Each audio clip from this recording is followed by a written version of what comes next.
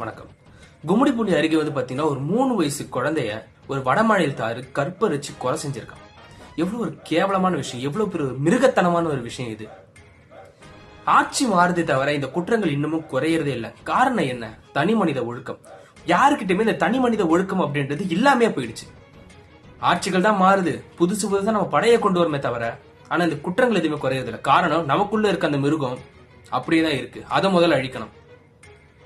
CM இது ஒரு முக்கியமான விஷயமா எடுத்துட்டு இவங்க எல்லாருக்குமே பாத்தீங்கன்னா உடனடியாக தண்டனை கொடுக்கணும். இவன் ஒருத்தனுக்கு உடனடியாக ஒரு தூக்கு தண்டனை கொடுத்து பாருங்க. அதுக்கப்புறம் இந்த கிரைம் ரேட் எல்லாம் இப்படி குறையுதுன்னு மட்டும் செக் பண்ணி பாருங்க. இது ஏதோ நம்ம கடந்து போகக்கூடிய விஷயம் கிடையாதுங்க. இது எல்லா வருஷமும் நடந்துட்டு தான் இருக்கு. போன ஆட்சியிலும் ஏகப்பட்ட விஷயங்கள் இப்படி நடந்துடுச்சு. அதாவது 2025 மட்டும் பெண்களுக்கு எதிரான கிரைம் எவ்வளவு நடந்திருக்குன்னு பாத்தீங்கன்னா ரெஜிஸ்டர்டு கேசஸ் 11,363. இது நான் சொல்லுங்க, நேஷனல் கிரைம் ரெக்கார்ட் பியூரோ இவங்க வெளியிட்ட ஒரு அபிஷியல் ரிப்போர்ட்.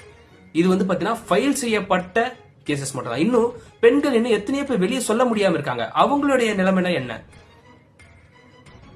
சென்னையில மட்டும் இல்லங்க, இது சென்னையை சுத்தி எல்லா சிட்டி கிராமம் எல்லாத்திலுமே இது நடந்துட்டே தான் இருக்கு. 9 மணிக்கு மேல ஒரு பெண் பாத்தீங்கன்னா வீட்டை விட்டு வெளியே போறதுக்கு பயப்படுறா. அவளை பெற்றவர்கள் பயப்படுறாங்க வெளியே அனுப்புறதுக்கு.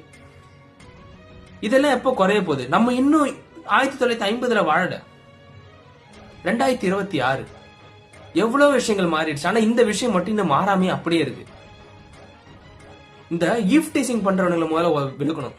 ஏன்னா இங்க இருந்து தான் அந்த விஷயம் ஆரம்பிக்குது. சின்ன சின்ன விஷயங்கள் இருந்தா அந்த பெரிய விஷயம் போய் முடியுது.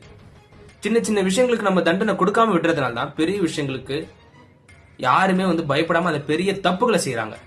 இப்போ இவனுக்கு ஒரு மிகப்பெரிய ஒரு கொடூரமான ஒரு தண்டனை கொடுத்தே ஆகணும். இது கொடுத்தாதான் அடுத்த வாட்டி இந்த தப்பை செய்யறதுக்கு வேற எவனுமே முன் வர மாட்டான். இத பத்தி உங்களோட கமெண்ட் என்ன? அவனுக்கு என்ன மாதிரி தண்டனை கொடுக்கலாம்னு சொல்லிட்டு கமெண்ட்ஸ்ல சொல்லிட்டு போங்க. நன்றி.